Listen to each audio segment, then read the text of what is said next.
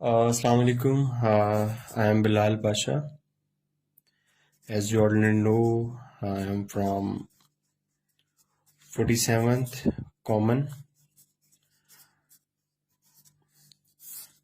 आज का जो हमारा टॉपिक है, मैं अक्सर सीएसएस की तैयारी में जो मुझे सबसे मुश्किल टॉपिक लगता था और मुझे कभी भी समझ नहीं आती थी कि वो क्या है, that is Marbury versus Madison case.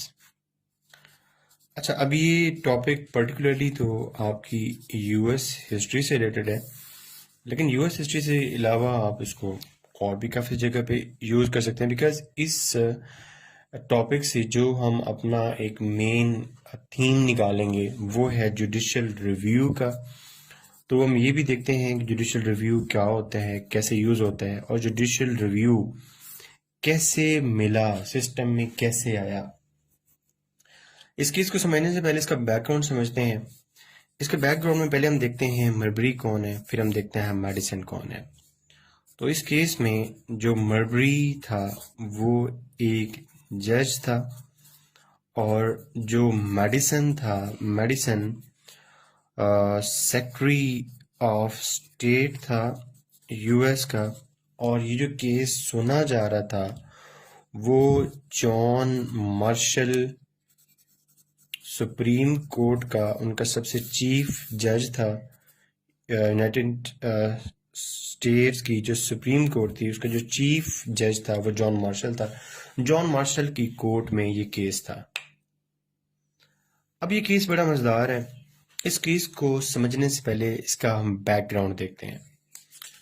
आपने देखना है कि यूनाइटेड स्टेट्स ऑफ अमेरिका में जो 1800 है साल, वो बहुत इम्पोर्टेंट का साल था। इसकी इम्पोर्टेंस का अंदाज़ा जो बच्चे जिन्होंने मुझसे यूएस हिस्ट्री पढ़ी दिनों कि इसको अगर हम 4 पे डिवाइड करें तो 4 4s are 16, बाकी बचे 2 0, 4 5s are 20, कुछ नहीं बचा, 0 ऊपर चली गई, 450। इसका मतलब है कि 1800 4 पे पूरा पूरा डिवाइड होता है, रिमाइंडर बाकी 0 बचता है। तो इसका मतलब है कि 1800 क्यों इम्पोर्टेंट है, बिकॉज 1800 में प्रेसिडेंशियल इलेक्शन हुए थे। अब ये जो 1800 के प्रेसिडेंशियल इलेक्शन है ये अगेन बहुत ज़्यादा इम्पोर्टेंट थे, बिकॉज वर्ल्ड हिस्ट्री ने पहली दफ़ा ये देखा कि 1800 के इलेक्शन से पहले जो गवर्नमेंट थी, जो पार्टी थी अमेरिकन सिस्टम में, वो फेडरलिस्ट पार्टी थी।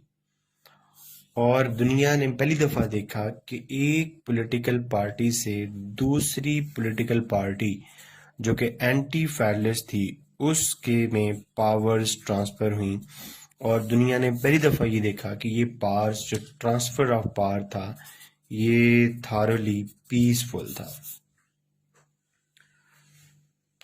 अब यहाँ पे इतनी डिबेट करने के बाद आपने अगली बात ये समझनी है कि जब फेडरलिस्ट पार्टी से एंटी फेडरलिस्ट पार्टी में ट्रांसफ़र हुआ पावर का, तो फेडरलिस्ट पार्टी ने जाते जाते चीज़ों को अपने कंट्रोल में रखने के लिए एक काम किया।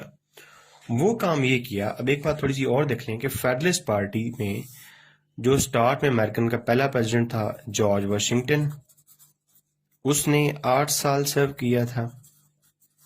और जो दूसरा प्रेसिडेंट था जॉन एडम, उसने 4 साल सर्व किया था। इनका जब फेडरलिस्ट रजीम ख़त्म हुआ तो जो third American president Thomas Jefferson आया, उसका रजीम जो है वो शुरू हुआ। अब सीन क्या था? सीन ये था कि ये जो फेडरलिस्ट रजीम वाले लोग थे, या ये जो जॉन एडम था, जॉन एडम ये चाहता था कि मैं जाते जाते जुडिशरी के अंदर कुछ ऐसे लोग छोड़ जाऊं जो फेडरलिस्ट पार्टी के इंटरेस्ट को सर्व करें, जो उनकी पार्टी के इंटरेस्ट को सर्व करें। इस बात को इस तरह समझ लें कि फॉर इंस्टेंस फर्ज कर लो कि अगर एक गवर्नमेंट से PMLN से गवर्नमेंट शिफ्ट हो रही है PPP में, तो पीएमएलएन कुछ ऐसी ट्राई करे कि वो कुछ ऐसी अपॉइंटमेंट्स करके जाए कि वो अपॉइंटमेंट जो हैं वो जब पीपीपी की गवर्नमेंट आ जाए उनकी अपॉइंटमेंट्स को सर्व कर सके। ये हिपोथेटिकल मिसाल है, कोई भी पार्टी है, मैं किसी भी पार्टी के साथ नहीं हूं। To cut the long story short, यहां पे फेडरलिस्ट रजीम जिसकी गवर्नमेंट 1800 के इलेक्शन में खत्म हुई और एंटी फेडरलिस्ट रजीम आया, ये कोशिश कर रहे थे कि यहाँ पे ये कुछ ऐसी जुडिशरी के अंदर अपॉइंटमेंट्स कर सकें जो फेडरलिस्ट पार्टी के इंटरेस्ट को सर्व कर सकें। Fine with it. तो यहाँ पे ये हुआ कि जॉन एडम ने रातों रात कुछ ऑर्डर्स निकाले और इसने रातों रात कुछ न्यू जजेस इंट्रोड्यूस करवाए और उन जजेस को कमीशन दिया कि आप लोग अपनी अपनी पोजीशन संभाल लो। वो कमीशन क्योंकि यूएस के अंदर ये एक रूल है कि प्रेसिडेंट जो भी अपॉइंटमेंट करेगा, जब तक वो अपॉइंटमेंट सेनेट से पास नहीं होगी वो अपॉइंटमेंट अप्रूव नहीं होगी। सेनेट ने भी वो अपॉइंटमेंट पास कर दी। अब सीन ये था कि वो जो कमीशन थे, जिन लोगों को अपॉइंट करना था वो उनको मिलने थे। रातों रात कमीशन मिल गए, लेकिन कुछ लोग ऐसे थे जिनको वो कमीशन ट्रांसफर नहीं हो सके, जिनमें जो एक बंदा जिसको कमीशन नहीं मिल सका वो मरबरी था, जिसको जस्टिस ऑफ पीस लगाया था। किसने? जॉन एडम ने। Fine with it. अगले दिन गवर्नमेंट चेंज होगी और जैसे ही गवर्नमेंट चेंज हुई, अगला प्रेसिडेंट आ गया थॉमस जेफरसन। अब थॉमस जेफरसन ने अपना सेक्रेटरी बनाया किसको? मैडिसन को, जेम्स मैडिसन को। और उन्होंने देखा कि जनाब इन्होंने तो रातों रात ये काम डाल दिया है कि अपने बंदे अपॉइंट करके चले गए हैं, लेकिन अभी तक जेम्स मैडिसन की टेबल पे कुछ कमीशंस पड़े हुए थे जो अप्रूव तो थे, लेकिन जस्ट उन लोगों को मिलने थे और उन लोग कह लो कि वो अपॉइंटमेंट लेटर थे, वो अपॉइंटमेंट लेटर उन लोगों को मिलने थे और उन्होंने ऑफिस में आ जाना था। अब ये लोग कभी भी नहीं चाहेंगे, एंटी फेडरलिस्ट वाले कभी भी नहीं चाहेंगे कि वो कमीशन उन लोगों को दें, ये कमीशन उन लोगों को दें जो लोग क्या करें, जो बाद में फेडरलिस्ट हैं और हमारी गवर्नमेंट के अंदर मसाइल क्रिएट करें। तो यहाँ पे सेक्रेटरी ने क्या कहा? उसने जेम्स मैडिसन को, सेक्रेटरी जेम्स मैडिसन था। जेम्स मैडिसन ने मरबरी को कमीशन देने से इनकार कर दिया।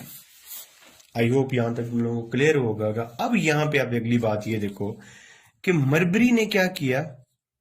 मरबरी ने केस कर दिया अगेंस्ट जेम्स मैडिसन जो कि सेक्रेटरी ऑफ स्टेट था। इसलिए इस केस को कहते हैं मरबरी वर्सेस मैडिसन केस। अब इस केस में था क्या? अगली बात बड़ी इंपॉर्टेंट है। इस केस में ये था कि मैडिसन ने ये प्ली ली सुप्रीम कोर्ट को, जॉन मार्शल को, ये कहा कि तुम मरबरी को, ये उल्ट हो गया अगेन। मरबरी ने जॉन मार्शल से ये कहा कि तुम मैडिसन को कहो कि वो जो कमीशन मेरे हक में मुझे ऑलमोस्ट मिल गया था वो कमीशन मुझे दो, ताकि मैं अपनी जॉब को कंटिन्यू कर सकूं, ताकि मुझे मेरी जॉब जो है ना वो मिल सके और मैं ऑफिस को संभाल सकूं। अब यहाँ पे अगली बात इससे भी इंटरेस्टिंग है, वो आपने समझनी है। अगला सीन ये था कि जॉन मार्शल जो था, जो कि जज था, जॉन मार्शल के उस टाइम जो प्रेसिडेंट बना था थॉमस जेफरसन, उसके साथ शदीद किस्म के इख्तलाफात थे। बिकॉज मार्शल जो है वो फेडरलिस्ट था और थॉमस जेफरसन एंटी फेडरलिस्ट था। अब ये जो टाइम पीरियड है ये जॉन मार्शल की कोर्ट के लिए बहुत टफ टाइम पीरियड था। बिकॉज अब सीन समझो ना, सीन ये है कि अपॉइंटमेंट मरबरी की कौन करके गया? अपॉइंटमेंट मरबरी की करके गया जॉन एडम।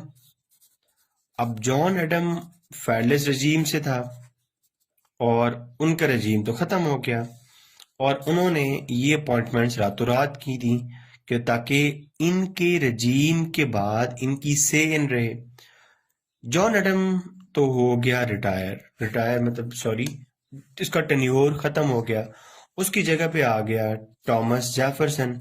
अब थॉमस जेफरसन ऐसी कोई पोस्टिंग क्यों करेगा जो बाद में उसको लगेगा कि मेरे एंटी मेरे एंटी फेडरलिस्ट जो ओरिएंटेशन के अगेंस्ट हो, इसलिए वो कभी भी नहीं करेगा मरबरी की पोस्टिंग। मरबरी जो कि फेडरलिस्ट था, इसलिए मरबरी ने केस कर दिया कहाँ पे? मार्शल की कोर्ट में। किसके अगेंस्ट? मेडिसन के अगेंस्ट, कि मुझे वो जो मेरे पोस्टिंग ऑर्डर्स डिले पड़े हुए हैं वो मिलने चाहिए। और उसने प्ली ये ली कि मार्शल जो है वो क्या करे, वो एक रिट ऑफ मैंडेमस डायरेक्ट करे। अब रिट ऑफ मैंडेमस को पहले समझो। रिट ऑफ मैंडेमस कुछ भी नहीं है, सिंपली समझ लो कि रिट ऑफ मैंडेमस निकली है मैंडेटरी से। मैंडेटरी से कि जो हमारी जुडिशरी है, अगर जुडिशरी को कोई चीज ऐसी लगे कि एग्जेक्टिव को वो कह सके कि ये काम तुम लाजमी करो और वो ऑर्डर्स दे जुडिशरी जब एग्जेक्टिव को कि ये काम जरूरी है, तुमने लाजमी करना है, उसको कहते हैं रिट ऑफ मैंडेमस। तो अब इसको समझो। असल में जो मरबरी है, मरबरी क्या कह रहा है? मरबरी सुप्रीम कोर्ट में जॉन मार्शल को ये कह रहा है कि तुम क्या करो, तुम एक रिट ऑफ मैंडेमस जारी करो।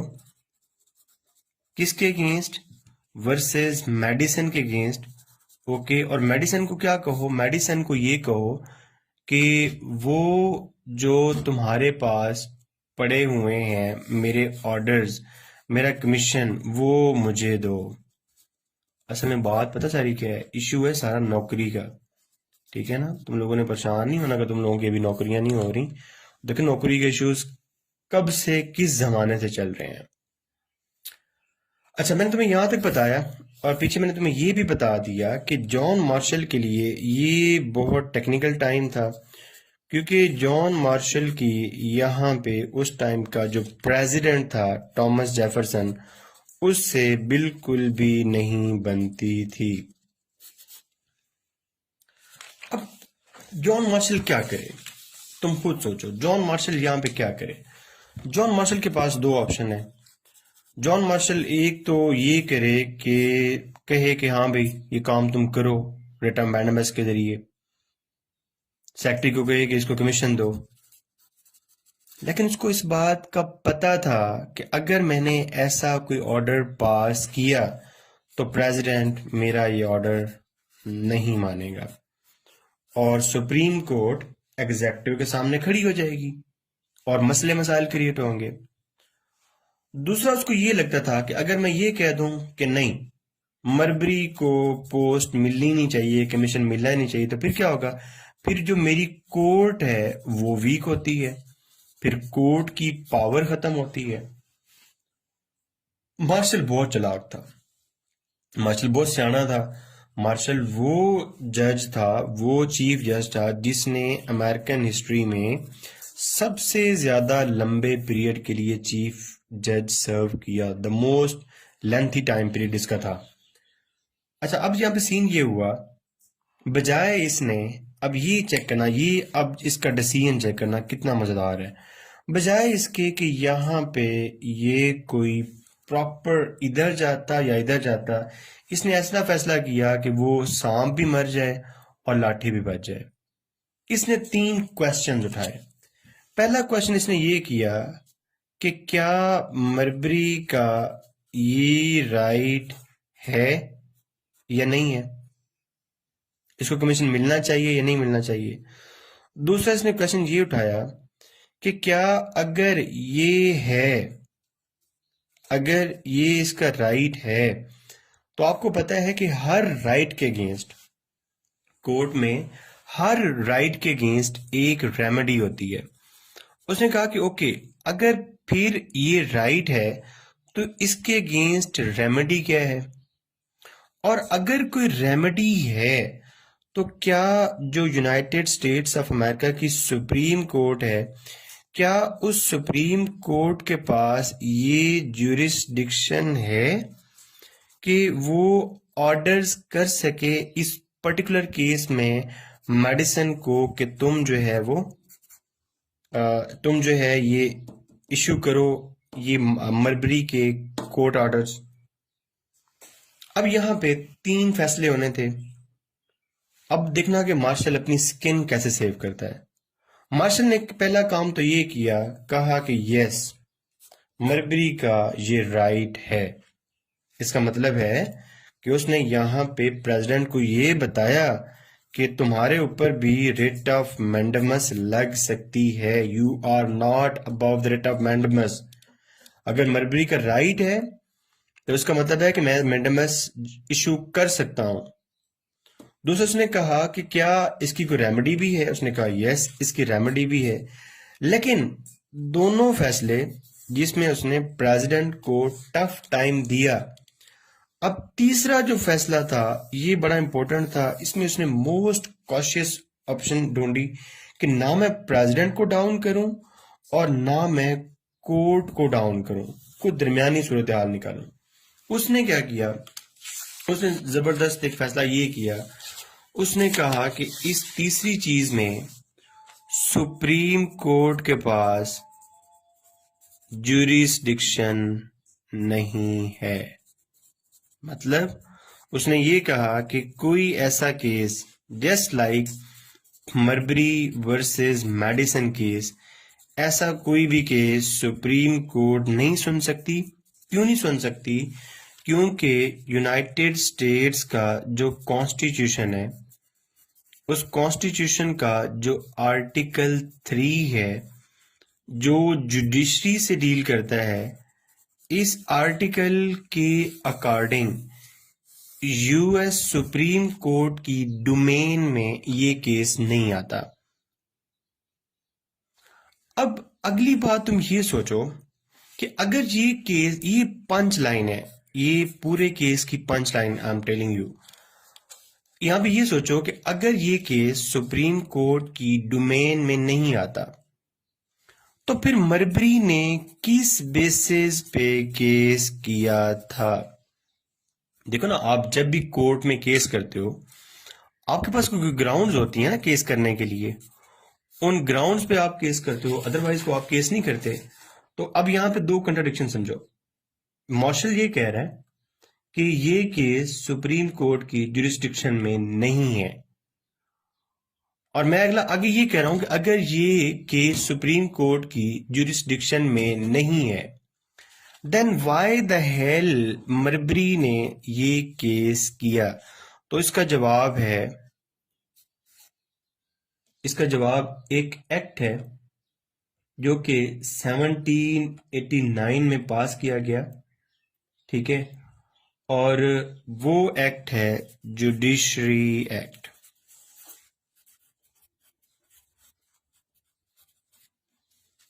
ये एक्ट 1789 में पास किया गया था। और एक्ट कौन पास करता है? एक्ट पास करता है आपका कांग्रेस। अब कांग्रेस में यूएस का upper house, house of representative, sorry senate, और यूएस का lower house, house of representative, ये दोनों मिला के बनाते हैं कांग्रेस। अब जितनी भी लॉ मेकिंग होती है, लॉ मेकिंग करती है लेजिस्लेचर। अब लेजिस्लेचर ने ये जुडिशरी एक्ट ऑफ 1789 पास किया था और इस एक्ट ने सुप्रीम कोर्ट को ऐसी पावर्स दी थी जिन पावर्स के अंदर वो मरबरी वर्सेस मेडिसन जैसा केस सुन सकता था। आई रिपीट, मैं ये कह रहा हूं कि अगर उसने जॉन मार्शल ने ये कहा कि सुप्रीम कोर्ट ऐसा कोई भी केस नहीं सुन सकता बिकॉज ये सुप्रीम कोर्ट के आर्टिकल 3 के जुरिस्डिक्शन में नहीं आता, सुप्रीम कोर्ट की यहाँ जुरिस्डिक्शन नहीं है। अगला मैंने सवाल ये किया कि अगर ऐसा है तो फिर मरबरी के पास ग्राउंड्स क्या थी, तो उसका जवाब मैंने ये दिया कि मरबरी के पास ये ग्राउंड्स थी कि 1789 में कांग्रेस ने एक एक्ट पास किया था, एक लॉ पास किया था। उस लॉ ने सुप्रीम कोर्ट को कुछ ऐसी पावर्स दी थी जिनमें वो इस किस्म के केसेस को सुन सकता था जो कि मरबरी वर्सेस मैडिसन का था। इसका मतलब ये हुआ कि ये जो एक्ट पास हुआ था, ये जो जुडिशरी एक्ट कांग्रेस ने पास किया था, इसका मतलब है कि ये एक्ट जो कॉन्स्टिट्यूशन है उसके अगेंस्ट था या उसकी टर्म्स को वायलेट कर रहा था। इसलिए यहाँ पे जो जज मार्शल था उसने क्या किया, जज मार्शल ने जिस ग्राउंड्स पे 1789 के एक्ट की ग्राउंड पे मरबरी केस कर रहा था, उसने कहा कि मैं इस एक्ट का जुडिशियल रिव्यू कर रहा हूं और जुडिशियल रिव्यू करके इसने इस एक्ट को कर दिया जुडिशली वीटो कि ये एक्ट कॉन्स्टिट्यूशन की टर्म्स को वायलेट कर रहा है, ये एक्ट कॉन्स्टिट्यूशन से आगे जा रहा है। इसका मतलब है उसने ये कहा कि अगर आपके पास एक स्टैचूट हो, एक एक्ट ऑफ पार्लियामेंट हो, मतलब एक लॉ पास हुआ हो और एक लॉ पास हुआ हो कांग्रेस से और एक आपके पास कॉन्स्टिट्यूशन हो, तो अगर आपके पास कॉन्स्टिट्यूशन और एक्ट हो तो जो प्राइमेसी है वो हमेशा मिलती है कॉन्स्टिट्यूशन को, because constitution is the supreme law of the land. तो अब यहाँ पे इस सारी गेम के अकॉर्डिंग जो 1789 का एक्ट था वो कॉन्स्टिट्यूशन की ओरिजिनल जो मैंडेट है वो एक्ट कॉन्स्टिट्यूशन के ओरिजिनल मैंडेट को वायलेट कर रहा था। इसलिए यहाँ पे उन्होंने ये प्ली ली, मार्शल ने ये प्ली ली कि ये जो 1789 का एक्ट है वो क्या है, उसने उसको जुडिशली वीटो किया। अब यहाँ पे मुझे ये बताओ कि ये जो एक्ट ऑफ पार्लियामेंट था, अब इस एक्ट ऑफ पार्लियामेंट को किसने वीटो किया? इस एक्ट ऑफ पार्लियामेंट को वीटो किया आपकी जुडिशरी ने। और अब अगली बात जो सबसे इंपॉर्टेंट है वो ये है कि इस केस के डिसीजन के बाद कौन हार गया? इस केस के डिसीजन के बाद मरबरी केस हार गया। सुप्रीम कोर्ट ने कहा कि ये हमारा मैंडेट नहीं है, लेकिन इस केस के बाद जो एक चीज जीत गई हमेशा के लिए वो कोर्ट थी। कोर्ट फॉर एवर जीती क्योंकि कोर्ट के पास एक पावर आई जिस पावर को कहते हैं जुडिशियल रिव्यू, और उस पावर से आज भी कोर्ट क्या कर सकती है? यूएस के अंदर एक सिस्टम है separation of power. Separation of power का ये मतलब है कि आपकी एग्जेक्टिव जिसमें आपका प्रेसिडेंट आता है, आपकी लेजिस्लेचर जिसमें आपका अपर हाउस और लोअर हाउस आता है, और आपकी ये जो जुडिशरी है, ये तीन सेपरेट चीजें हैं। 3 सेपरेट ऑर्गन्स हैं, लेकिन साथ में एक इनके ऊपर एक और चीज है, वो है चेक एंड बैलेंस। और वो बहुत सारे हैं। मैं अभी जो आपको बताना चाहता हूं वो check and balance judicial review के है कि एग्जेक्टिव के किसी भी ऑर्डर को और लेजिस्लेचर के किसी भी एक्ट को अगर कोर्ट को ये लगता है कि उन्होंने उस एक्ट ने या उस ऑर्डर ने कॉन्स्टिट्यूशन के मैंडेट को वायलेट किया है, तो सुप्रीम कोर्ट जुडिशरी उसका जुडिशियल रिव्यू करके उसको रिवर्स कर सकती है। तो ये जो जुडिशियल रिव्यू का पावर है, ये कहां से आई सुप्रीम कोर्ट के पास? ये पावर मर्बरी वर्सेस मेडिसन केस में यूएस के पास है, जिसकी एक मिसाल ये है कि ट्रंप ने जब बैन लगाया था, ट्रैवल बैन लगाया था ट्रंप ने, तो ये उसका एग्जेक्टिव ऑर्डर था जिसको जुडिशरी ने वीटो किया था। उसके बाद जब आपका ट्रू मैन था प्रेसिडेंट कोल्ड वॉर में 1952 में, ट्रू मैन ने एक नेशनलाइजिंग स्टील मिल का इशू था, उसके अंदर इसके ऑर्डर को कोर्ट ने वायलेट किया था। आपकी सिविल वॉर के अंदर एक प्रोसेस में एक एक्ट आता है जो इसको कहते हैं मिजूरी एक्ट। वो मिजूरी एक्ट पास किया था कोर्ट ने, ये कांग्रेस ने।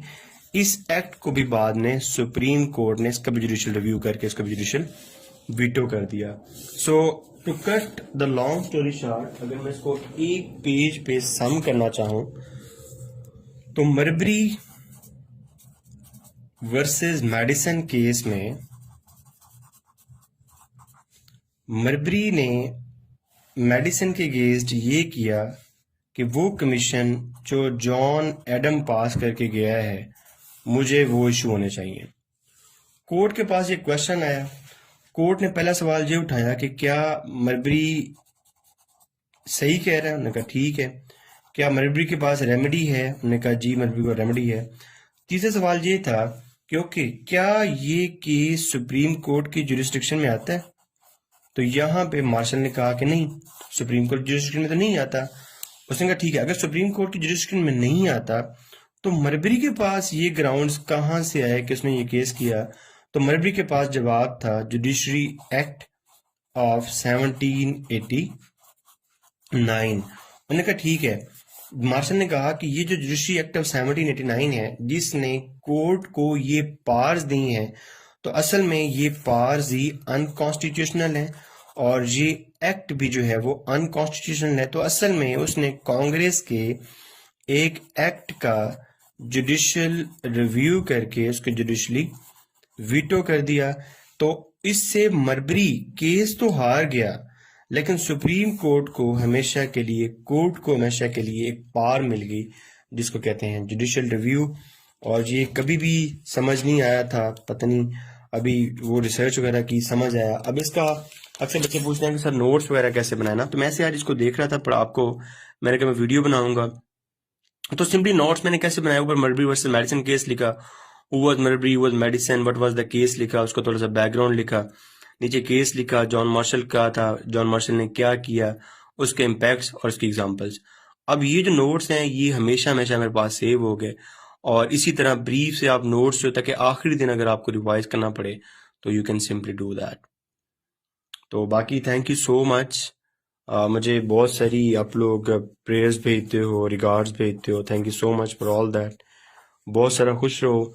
और क्योंकि अब CSS थोड़ा सा मुश्किल इस तरह के हो गया कि डोमेन्स काफ़ी ज़्यादा हैं और अभी तुम लोगों के पास बहुत टाइम है, अभी पूरा 1 साल पड़ा हुआ है, ठीक है?